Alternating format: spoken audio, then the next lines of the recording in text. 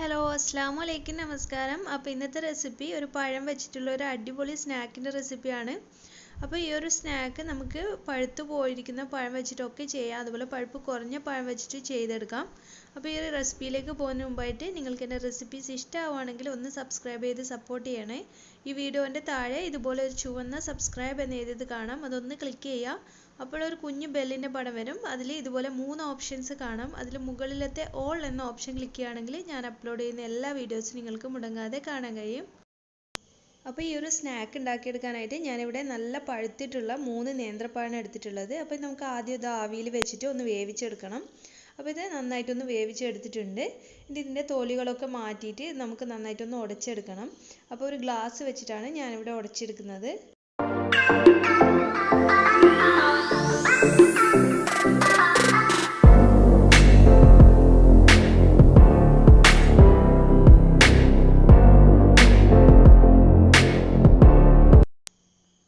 അപ്പോൾ പഴമൊക്കെ ഇവിടെ നന്നായിട്ട് ഉടച്ചെടുത്തിട്ടുണ്ട്.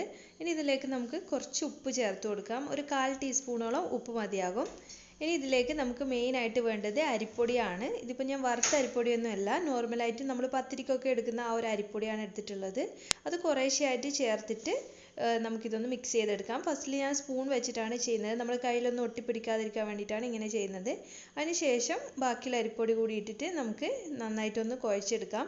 അപ്പോൾ 1 കപ്പ് അരിപ്പൊടിയിൽ കുറച്ച് ബാക്കി ഉണ്ടായിരുന്നു, ഏകദേശം ഒരു 1/4 കപ്പ് അരിപ്പൊടിയാണ് ഞാൻ ഇതിന് യൂസ് ചെയ്തിട്ട്. നമ്മൾ എടുക്കുന്ന പഴത്തിൻ്റെ പഴുപ്പും അതുപോലെ തന്നെ വലുപ്പമൊക്കെ അനുസരിച്ചിരിക്കും നമ്മൾ ഉപയോഗിക്കേണ്ട അരിപ്പൊടിയുടെ അളവ്.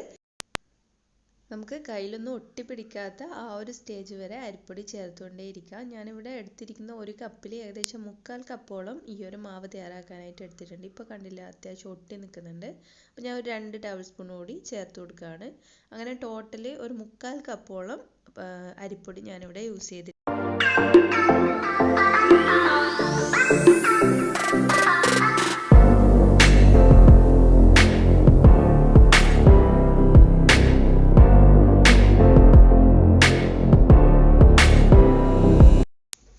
അപ്പോൾ നമ്മുടെ മാവ് ഇവിടെ റെഡിയായി, നല്ല സോഫ്റ്റ് ആയിട്ടുള്ള ഒരു ഡോ ആണ്.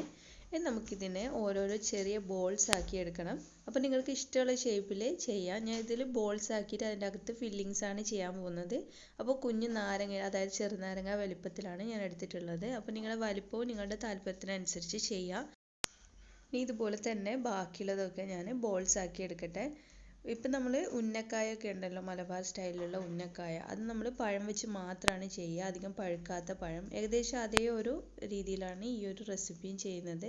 പക്ഷെ നമുക്ക് ഉന്നക്കായക്ക് കുറച്ചുകൂടി കൂടുതൽ ഒരു സ്റ്റെപ്സും കാര്യങ്ങളൊക്കെ ഉണ്ട്. അത് ഒഴിവാക്കി നമുക്കിപ്പോൾ വീട്ടിൽ പഴുത്തു പോയ പഴം വെച്ചിട്ടും ചെയ്യാൻ പറ്റുന്ന നല്ലൊരു സ്നാക്കാണിത്.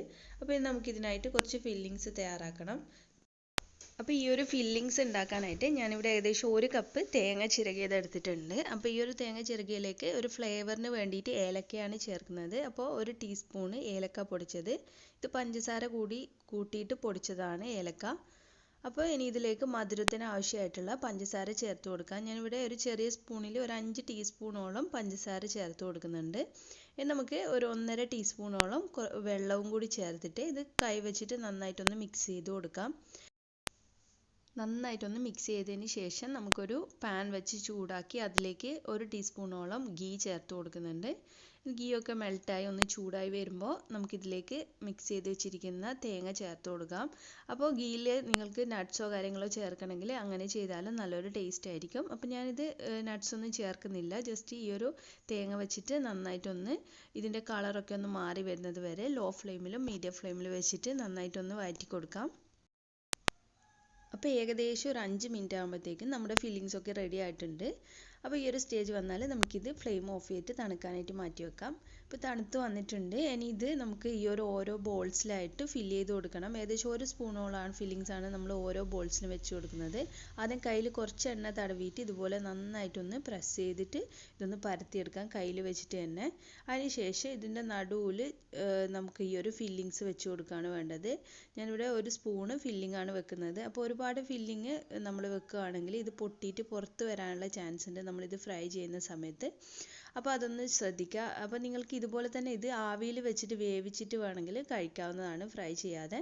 അപ്പോൾ ഞാൻ എല്ലാ ബോൾസും ഇതുപോലെ തന്നെ നന്നായിട്ടൊന്ന് ഫില്ല് ചെയ്തെടുക്കുകയാണ്. അപ്പോൾ ഫില്ല് ചെയ്തെടുത്തതിന് ശേഷം നിങ്ങൾ ഇതിൽ ക്രാക്ക് ഒന്നും ഉണ്ടാകാൻ പാടില്ല, നന്നായിട്ട് തന്നെ സ്മൂത്ത് ചെയ്തെടുക്കുക. അല്ലെങ്കിൽ നമ്മൾ എണ്ണയിലിടുന്ന സമയത്ത് ഇത് പൊട്ടാനുള്ള ചാൻസ് ഉണ്ട്. അപ്പോൾ എണ്ണ നന്നായിട്ട് ചൂടായിട്ടുണ്ട്. ഇനി ഇത് ചൂടായ എണ്ണയിലേക്ക് ഇതിട്ടിട്ട് നമുക്കൊന്ന് ഫ്രൈ ചെയ്തെടുക്കണം. അപ്പോൾ ഞാൻ ഒരു ട്രിപ്പിൽ തന്നെ മുഴുവനായിട്ടൊന്ന് ചെയ്തെടുക്കുന്നുണ്ട്. അപ്പോൾ നിങ്ങൾ കുഞ്ഞു പാത്രം എടുത്തിട്ട് അതിൽ കുറച്ച് എണ്ണ വെച്ചിട്ട് ഓരോ ബോൾസ് ആയിട്ടൊക്കെ നിങ്ങൾക്ക് ചെയ്തെടുക്കാം. അപ്പോൾ ഞാനിത് പെട്ടെന്ന് കഴിയാൻ വേണ്ടിയിട്ട് കുറച്ച് വലിയ പാത്രം എടുത്തു, അത്രയേ ഉള്ളൂ. ഇനി ഇത് നമുക്ക് ഓരോന്നായിട്ട് മറിച്ചിട്ടും തിരിച്ചിട്ടും ഇതൊരു ഗോൾഡൻ കളർ ആകുന്നത് വരെ ഒന്ന് ഫ്രൈ ചെയ്തെടുക്കാം. മീഡിയം ഫ്ലെയിമിൽ ഹൈ ഫ്ലെയിമിൽ വെച്ചിട്ട് ഗോൾഡൻ കളർ ആക്കി എടുത്താൽ നമ്മുടെ അകത്തുള്ള അരി വെന്ത് കിട്ടില്ല. അതുകൊണ്ട് മീഡിയം ഫ്ലെയിമിലും ലോ ഫ്ലെയിമിലും വെച്ചിട്ട് തന്നെ ചെയ്യുക. അപ്പോൾ ഈ ഒരു നല്ലൊരു ഗോൾഡൻ കളർ ആകുമ്പോൾ നമുക്കിത് എണ്ണയിൽ നിന്ന് മാറ്റാം.